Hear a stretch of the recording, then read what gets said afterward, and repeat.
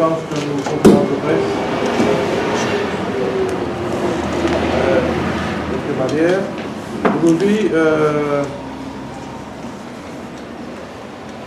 beaucoup animent la conférence de presse en solo. Et il y a quelques points d'actualité qui ont envie de revenir au nom du mouvement patriotique. Et le premier point, c'est l'affaire en Cour suprême, l'affaire de résistance et alternative concernant l'obligation constitutionnelle pour un candidat d'état de communauté d'après la Constitution. Alors, je voudrais dire que le mouvement patriotique nous s'y réjouit, nous, que le chef juge, le nouveau chef juge, qui a annoncé qu'il donne priorité à cette affaire-là, à cette affaire qui touche le cœur même de notre système électoral, parce que nous tous connaissons que la déclaration de la communauté d'un candidat, qui est obligatoire de par notre Constitution, est liée à la question du choix de un candidat qui peut bénéficier d'un siège de best loser au Parlement. Et comment nous la loi suprême, nos constitutions prédominent. Ça suspense de déclarer candidat ou non, nous connaissons qu'il nous dure beaucoup l'année. Il y en a plusieurs affaires qui ont été portées devant la Cour suprême, devant différentes instances judiciaires.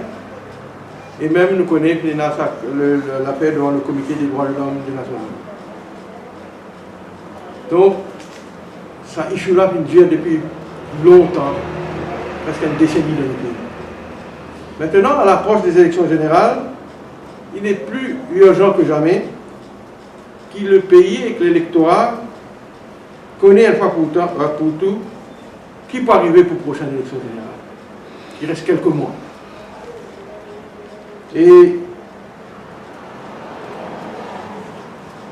plusieurs fois, le matin, l'issue a été raised récemment dans l'Assemblée. Moi-même, je pose question parlementaire, supplémentaire. Qui gouvernement est là comme proposition à la lumière, bien sûr, du ruling des Nations Unies. Nous connaissons que dans la dernière élection de 2014, il y a la loi temporaire qui s'est passée, la loi Stanen. Stanen qui proposait une formule, qui amende la Constitution à l'époque en 2014. Et nous connaissons que la loi, c'est la loi, ce qu'on appelle sunset, c'est-à-dire qui pour juste les élections de 2014. Donc, et l'opposition, le pays dans son ensemble, le Bertan qui est le gouvernement, lui dire qu'il peut arriver aux prochaines élections générales. Est-ce qu'il, pour tout candidat, faut obliger de faire une communauté ou bien non? Ou bien est-ce qu'il peut y avoir un amendement qu'il peut faire pour réunir l'option ou bien oblige tout candidat à déclarer une communauté? Pas déclare de communauté. Tout ça là, donc, c'est une question qui peut trotter dans la tête de tout le monde. Donc, dans ce sens-là, dans cette optique-là, qu'on veut dire, les Tibons, qui la Cour suprême tranche une fois pour toutes sur l'affaire résistance alternative. Et à cause de ça, donc, le chef juge s'est fixé l'affaire pour le 17 mai, c'est-à-dire le vendredi qui va venir là. Et il finit de dire donc aux avocats des deux parties préparent votre argument, etc. Et en attendant, il y a un rebondissement que nous entendons là. D'abord, le chef juge, dans sa sagesse, il une demande qui ban les autres parties aussi, l'électoral commissioner, aussi, il y a une correspondante de ces affaires-là. Donc, le commissaire, Ifran Raman, et le commissaire électoral et le Electoral Supervisory Committee pour joindre autres comme partie à sa procès-là, à la demande donc, du chef juge, à la demande de la Cour suprême.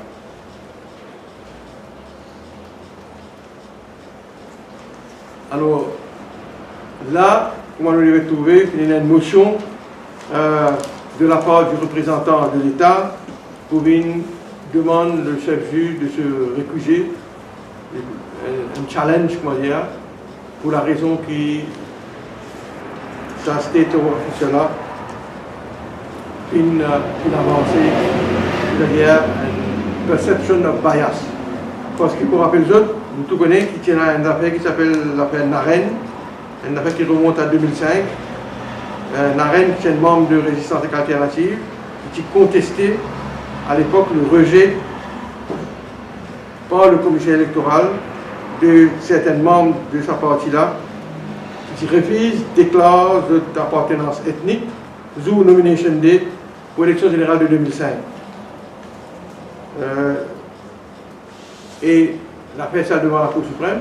Le juge Balanci, alors, à l'époque, tirant un jugement dans cette affaire-là. Et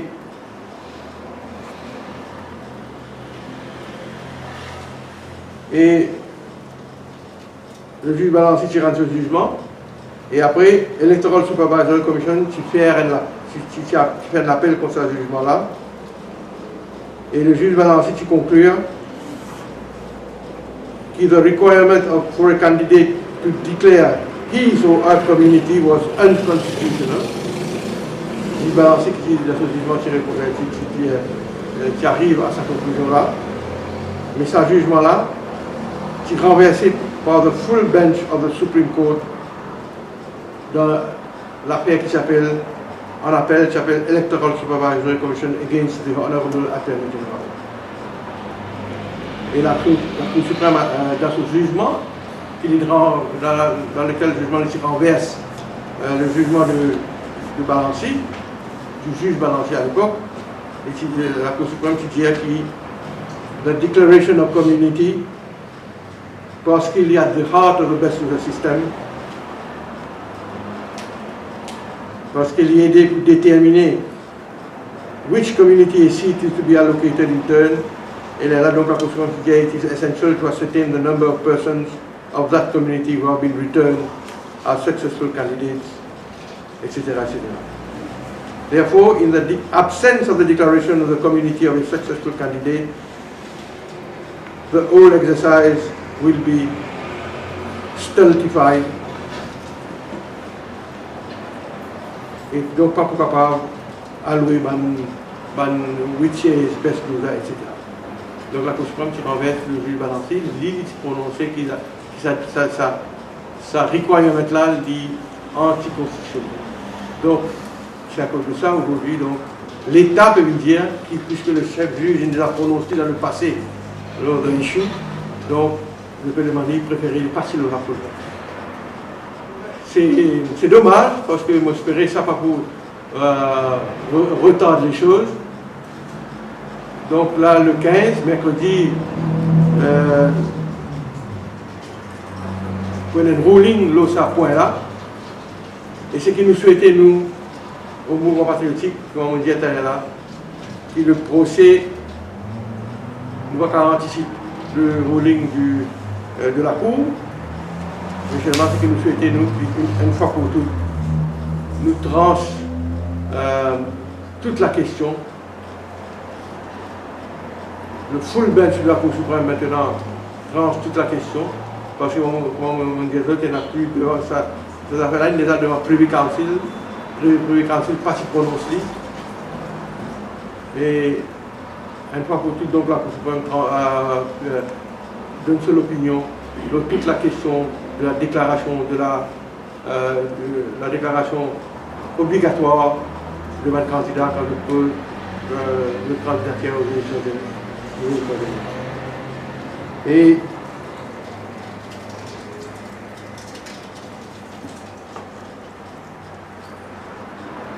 comment nous tout connaissons aussi, puis il y a sa prononcement, le ruling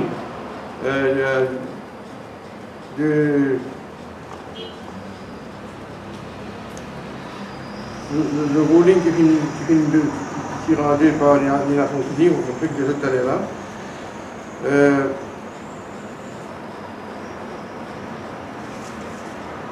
Et avec sa ruling là et avec le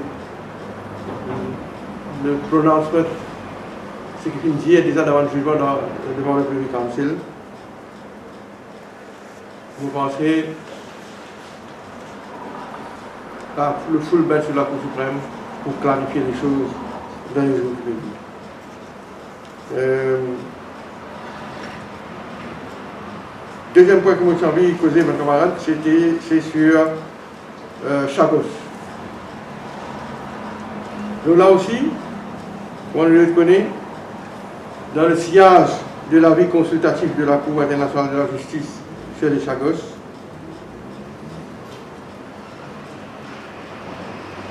le mouvement patriotique nous comprend la déception de la communauté chagosienne et de l'île Maurice dans son ensemble après la prise de position de la part de la Britannique. Nous sommes totalement d'accord avec ce que le Premier ministre dit dans ce statement, que sa prise de position-là constitue un affront au ruling de la Cour internationale de la Haye. Il démontrait un manque de respect de la Grande-Bretagne vis-à-vis de la Cour principale des Nations Unies. C'est un manque de respect vis-à-vis du continent africain et le respect des droits internationaux et des droits humains. C'est à cause de ça, nous pensons, parce qu'il y a l'autre choix, pour le gouvernement présenter une autre résolution devant l'Assemblée des Nations Unies pour demander l'implémentation de cet avis consultatif.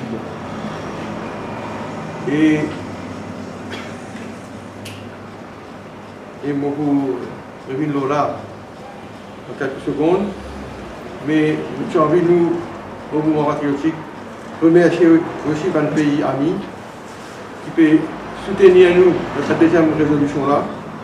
Remercier en particulier le leader de l'opposition de la Grande-Bretagne, M. Jeremy Corbyn, qui condamne sans ambiguïté le gouvernement britannique dans ce démarche injuste qui, comment dire, représente un manque de respect vis-à-vis de la Cour internationale de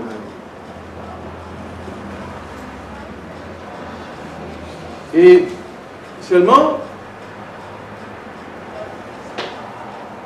aujourd'hui donc, malgré nous qu'elle présente sa deuxième résolution, là, mes camarades, nous, Bizin, rappelle qu'en vérité, nous peinons des autres moyens pour convaincre l'anglais pour retourner nos souverainetés. Nous, les îles Chagos.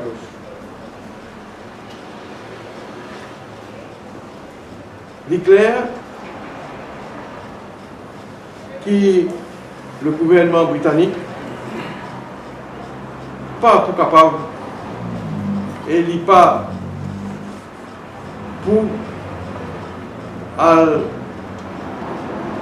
impose nous les États-Unis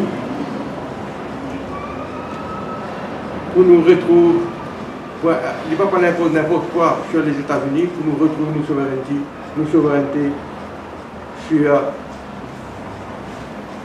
les Chagos.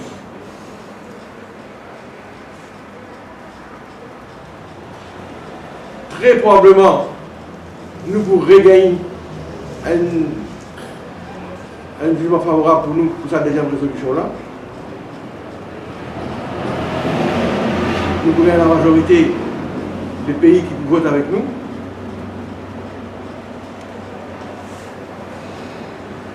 Parce qu'il y a un pays qui siège au sein des Nations Unies pour voter par respect de la résolution du passé, résolution 15-14, résolution 20-26.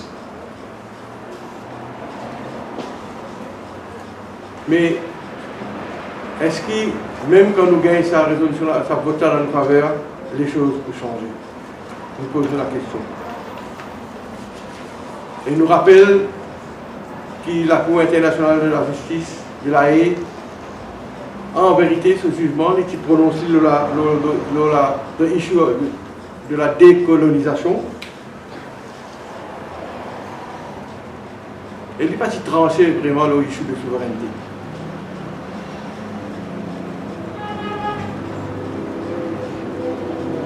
Mais ce qui nous a rappelé aussi, même nous voulons une deuxième résolution dans notre faveur, une résolution des Nations Unies n'est pas mandatoire. C'est une déclaration politique que la majorité d'un pays des Nations Unies qui vote en faveur d'une résolution fait. C'est une déclaration politique. C'est tout. Nous connaissons le cas de la Palestine. Combien de résolutions ont voté en son faveur? Et malheureusement, ça va de résolution des Nations Unies là, les autres restent. Une résolution, c'est tout. Une résolution des Nations Unies n'est pas comme une décision du Conseil de sécurité qui mandatorise dans ce cas-là. Mais dans nos cas, évidemment, nous jamais nous ne sommes pas capables de gagner une décision du Conseil de sécurité dans nos faveurs, parce qu'on nous connaît pour un veto américain. Et il est impossible au niveau du Conseil de sécurité de faire les choses avancer. Précisément parce qu'il nous connaît, il y a un veto qui va le pays membre du Conseil de sécurité imposé, et dans ce cas-là, l'Américain peut être réglé. Alors, et ne pas oublier aussi, encore une fois, sa résolution 2026 qui nous fait causer la camarade, depuis 1935, il existe ça.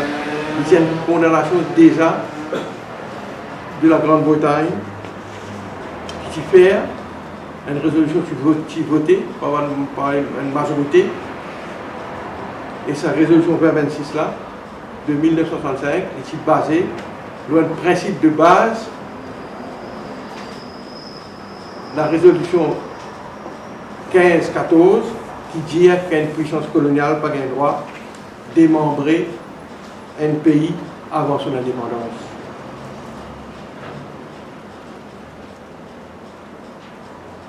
Et l'Angleterre dit qu'il va reconnaître sa résolution 15-14 là. Il n'est pas si vote. Il n'est pas si vote. Il n'est pas si vote ça. C'est à cause de ça. Aujourd'hui donc, oui, nous devons continuer. C'est avec tout bon moyen diplomatique pour convaincre donc les Anglais et respecter sa résolution. La résolution du gagnant. Voilà donc ce que nous avons à dire pour le responsable de mes camarades. Troisième point, que j'ai envie de poser aujourd'hui, c'est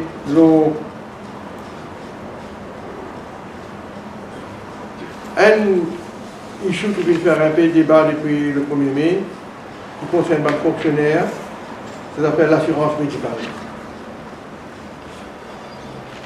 Le 1er mai, le Premier ministre fait une déclaration donc, avoir quoi? Qui va être fonctionnaire pour couvert par une assurance médicale. Et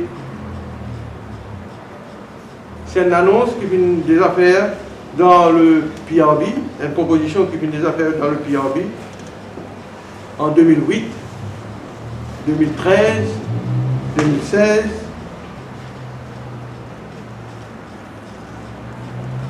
Et c'est une annonce qui n'est pas faite à l'unanimité.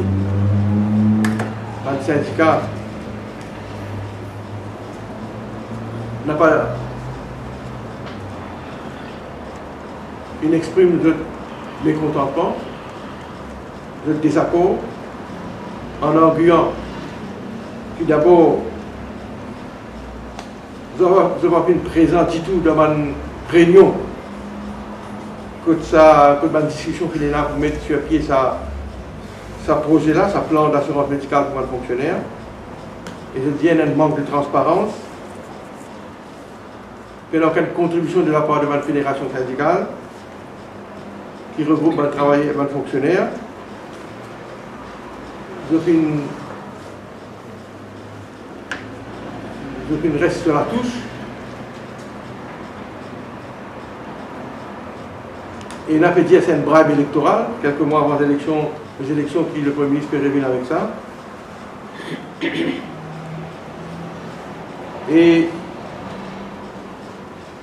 nous, au mouvement patriotique, nous souscrire à ce qui va une fédération syndicaliste, votre fédération syndicale. Donc la question de manque de transparence, donc la question de qui faire SICOM et NIC qui viennent choisir pour provide ce service-là.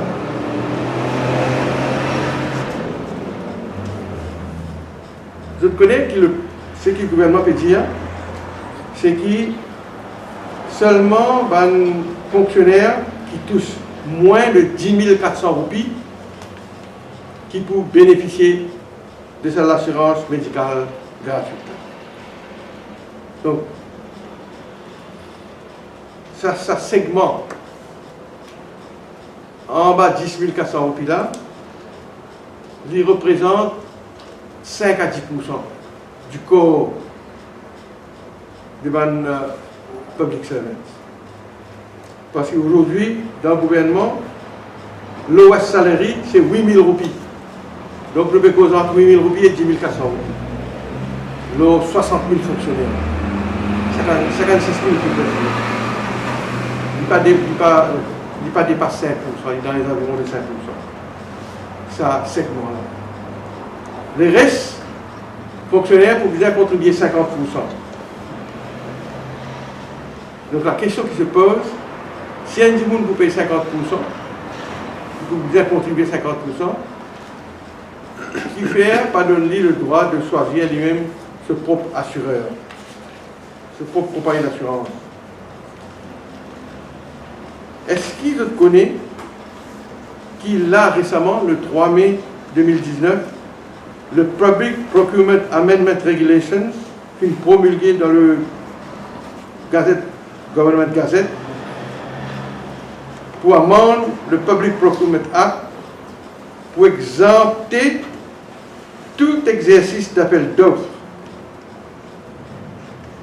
pour le service qui nous peut causer à notre fonctionnaire. NIC et SICOM donc qui peut choisir et le gouvernement prend la précaution pour ne pas gagner en cours au rédiateur 3 mai 2019 amende le Public Procurement Act par le biais d'une régulation qui s'appelle le Public Procurement Amendment Regulations de 2019. Donc pour exempter tout exercice d'appel d'offres. On vous a fait l'appel d'offres pour guetter qui compagnie d'assurance car propose un meilleur service ou moins cher.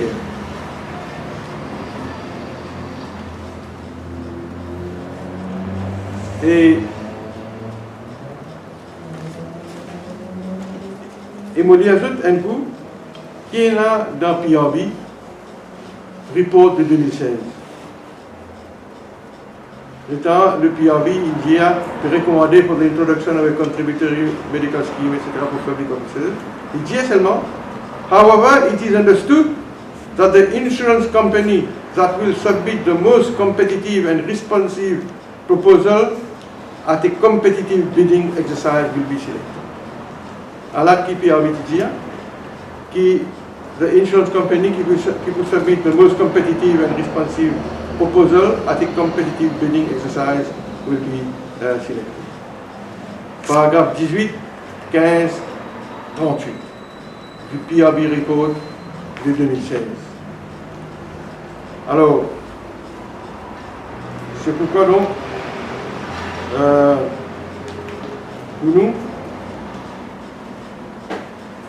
nous comprenons la grogne devant le syndicat, la colère devant le syndicat, qui fait être pas d'accord avec ce que le gouvernement peut proposer. Et vous pensez, moi, c'est qu'il visait un vrai dialogue avec le gouvernement, sincère, un dialogue sincère avec la fédération syndicale, regroupant les fonctionnaires, pour tomber d'accord de la meilleure formule pour provide une assurance médicale à les fonctionnaires.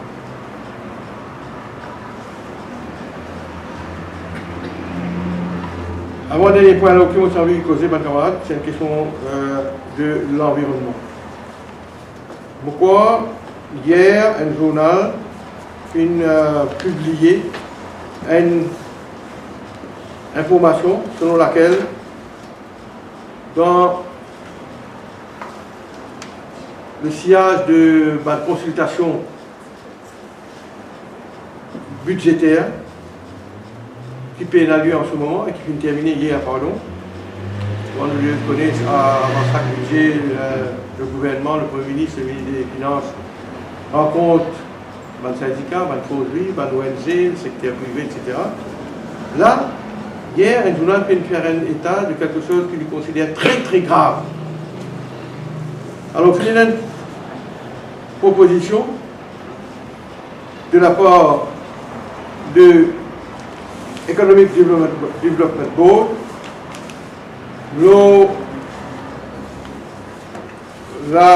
un projet qui aujourd'hui, qui va le promoteur peut faire,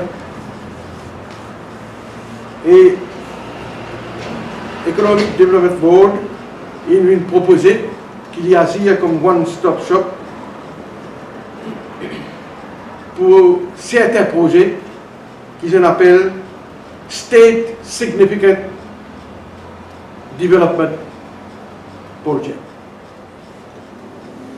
Donc, il est proposé dans notre mémoire, qui c'est-à-dire comme un one-stop shop en ce qui concerne demande de IAE et de Land Conversion Permit. Sa proposition-là, d'après le IDB, il pouvait contrecarrer l'action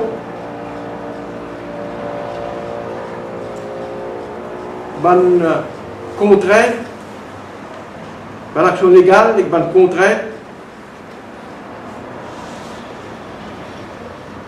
qui rend difficile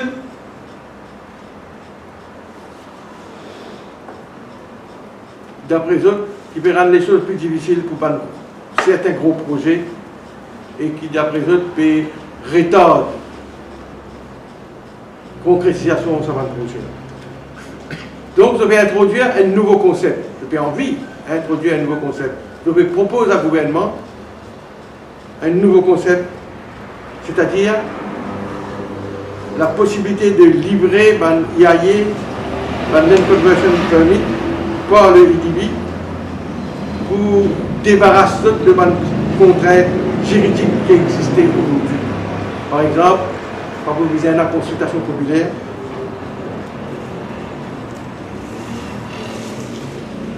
et ça, State Significant Development là, il pour tous les projets, les parcs aquacoles, les projets d'énergie renouvelable, les smart city, les parcs industriels, les stockage de produits pétroliers, les projets de dessalement. Et les autres pour décider donc qui s'appelle State Significant Development Project là, et les autres, le IDB comme One Stop Shop qui peut décider donc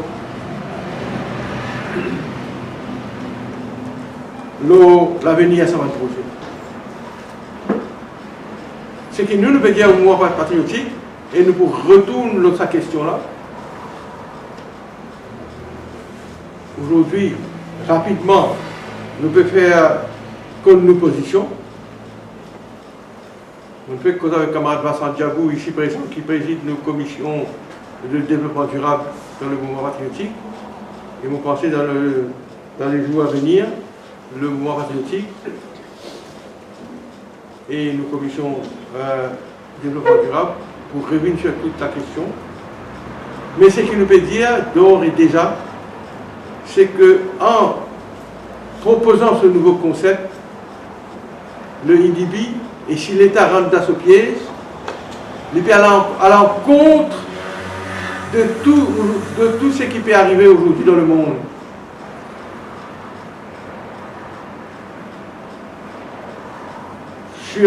Concernant le chapitre de développement durable et la protection de l'environnement. Si nous faisons ça, nous pouvons bafouer, nous pouvons aller à l'encontre de tout bon principe de base de développement durable. Nous pouvons mettre tout bon acquis qui nous est en péril et il pour représenter, pour constituer une abdication totale vis-à-vis du secteur privé en termes de politique de développement durable. Et nous connaissons que le IDB contrôlé par le secteur privé et une overwhelming présence du secteur privé dans le IDB en termes de membership, comme nous devons connaître. Et si le gouvernement succombe, se plie à sa demande-là, nous pouvons mettre tout l'écosystème, l'environnement en péril. Nous pouvons bafouer tout bon principe élémentaire de développement durable. C'est à cause de ça, à gauche déployé aujourd'hui, le mouvement patriotique peut dire au Premier ministre et au ministre de l'Environnement de faire bien attention avant de prendre une décision, de recevoir une proposition qui une ligne de l'avant.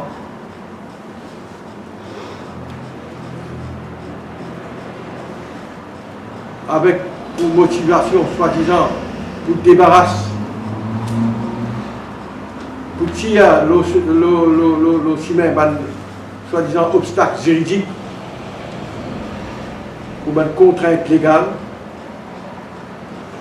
Il ne faut pas nous accepter ma proposition de l'IDB parce que nous fait dire c'est une erreur monumentale. Évidemment, nous avons droit à régler.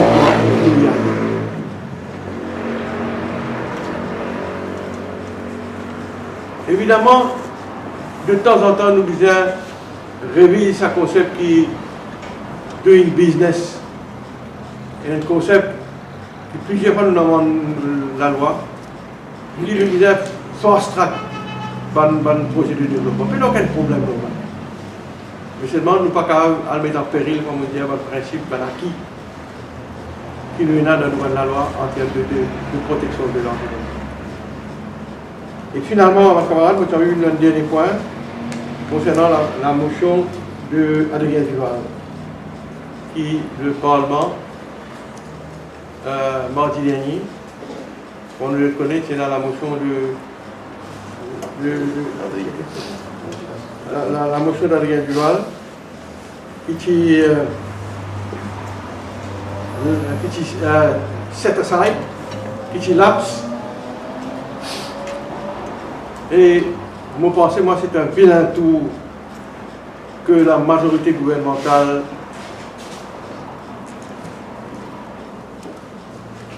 malheureusement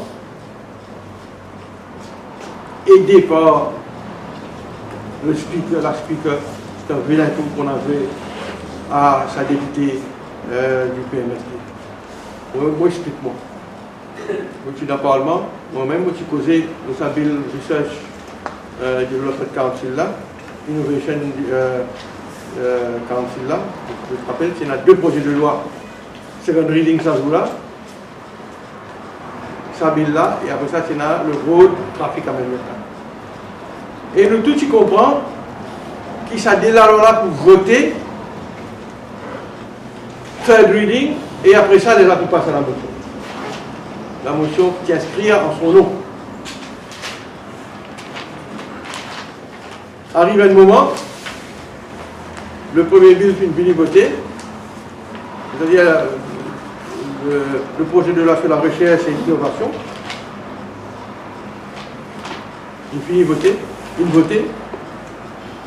et après là, nous passe le Road Traffic Amendment Bill.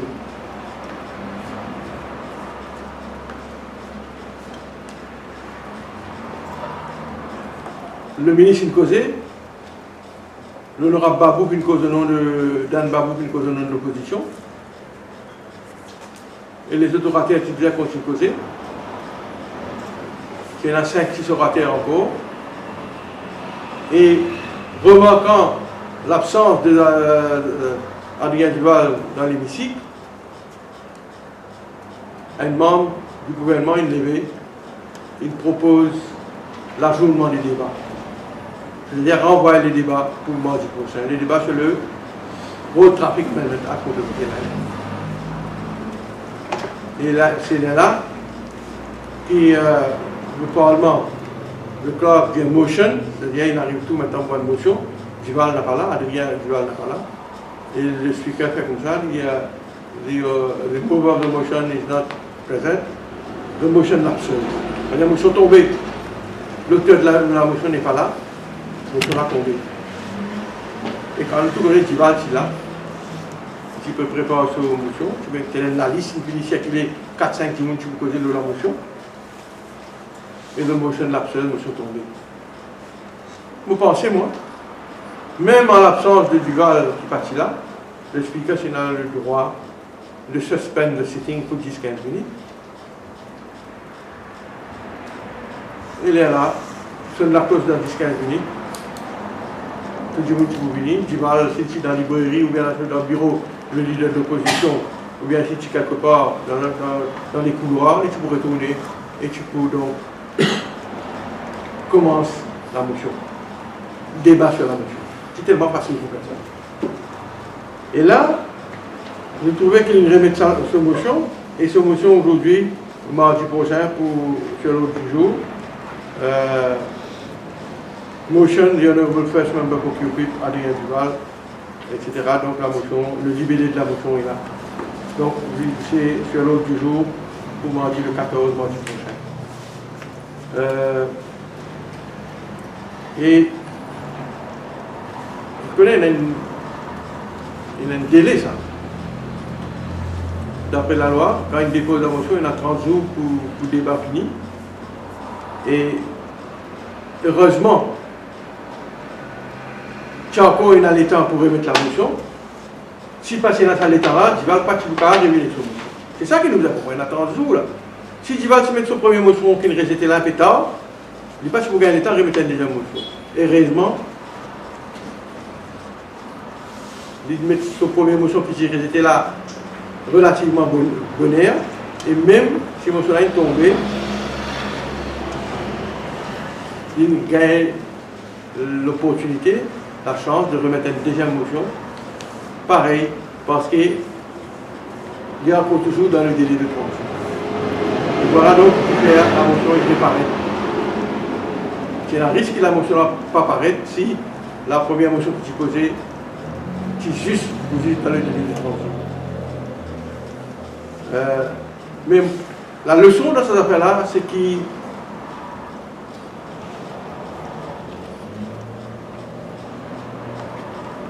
nous donne une démocratie parlementaire et pour faire ça, la démocratie parlementaire fonctionner, il faut nous tous jouer le jeu, être fair, respectueux envers les standing orders et nous, la tradition de notre convention qui nous est là,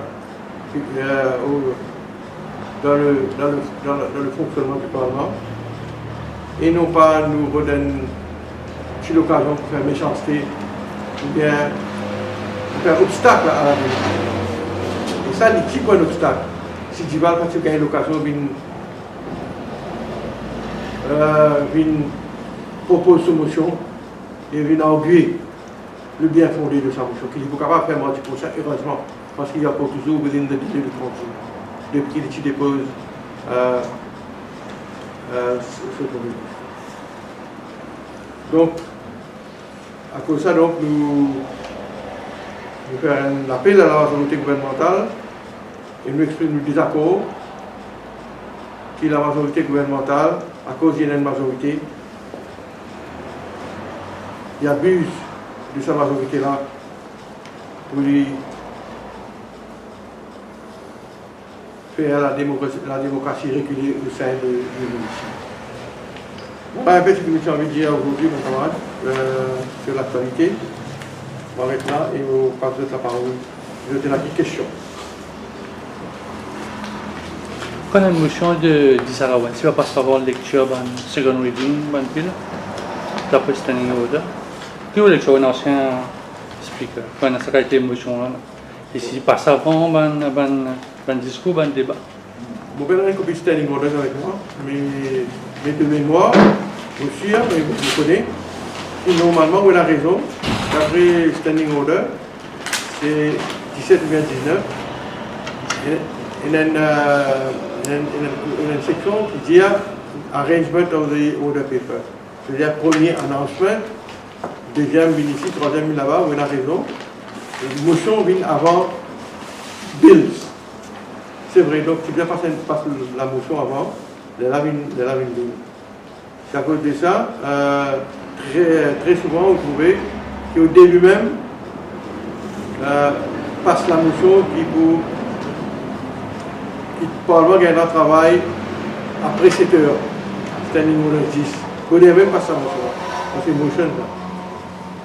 Donc on a raison dans ça, d'après nous standing order strictement, motion qui vient avant, elle est là, van bills. Mais seulement, il y a une autre clause dans le même standing order qui dit, with the leave of the speaker, il doit rearrange business. C'est-à-dire le gouvernement gagne droit, si le speaker donne permission, si le chair donne permission, réarrange l'ordre du jour.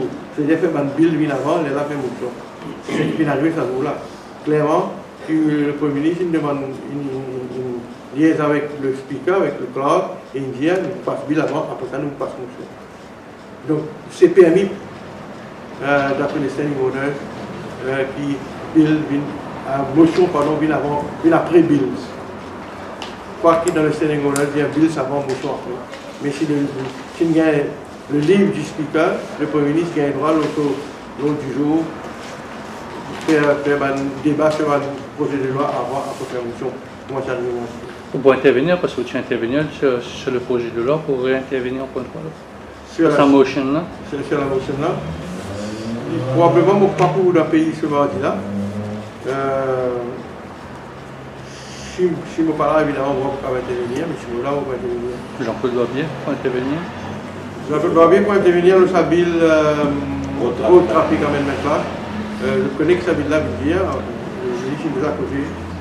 C'est détermine, je ne sais pas, un conducteur, il a fait conduire, c'est du consomme à drogue, comment il élaboré dans le schedule du nouveau projet de loi, etc.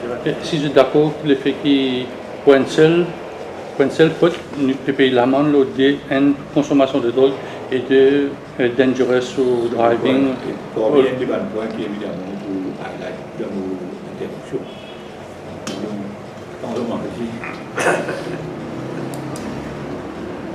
C'est un peu l'affaire d'ailleurs. Nous donnons un peu de sortie. Mon parcours après n'a rien à faire. Je pense finalement, d'ailleurs pour rester, pour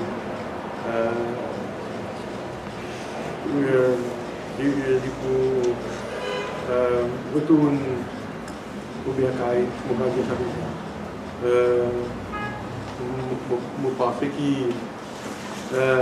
qu'il a envie de faire la voix écoutée, il a envie d'exprimer son condoléance vis-à-vis du gouvernement, vis-à-vis du leadership du RSM, du parti, il fait un peu tapage, mais il ne faut pas que vous preniez plus que ça. Tu as cause une consultation budgétaire, vous pensez que Pravin Jagnat, en tant que ministre des Finances, il a une petite marge de manœuvre aussi? Il y a beaucoup d'affaires à dire, aliments, pension, le salaire minimum, plus ou moins tout.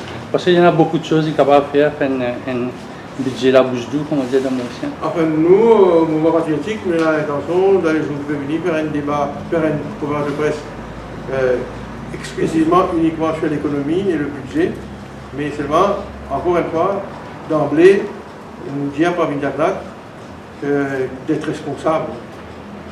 C'est vrai, nous dans le pays, nous dans période électorale, nous tout connaissons qu'élection décembre ou bien quelques mois après décembre, il y a 7 mois, 8 mois, 9 mois. Nous amorçons une campagne électorale, là, nous entamons une campagne électorale, une période de campagne électorale. Évidemment, il y a une tentation de n'importe qui gouvernement de l'année électorale de faire la bouche double.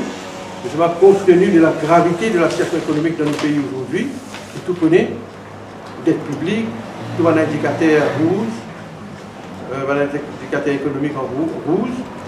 Nous dit Ali donc, ne connaît pas adopter sa politique après moi le déluge, ou bien passer une politique de terre brûlée, c'est-à-dire défonce la caisse si pour gagner l'élection, et si pas gagner aussi, ce qui est venu va gagner ce qu'il faut faire. Ne connaît pas dans l'acteur. Nous responsables vis-à-vis nous pays, nous enfants,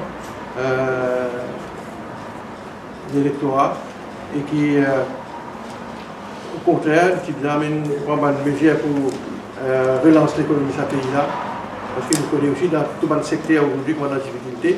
On va bien lister, depuis la discussion qui est venue même. Chaque jour qui passe, nous tendons comment l'économie va dans le secteur de la difficulté.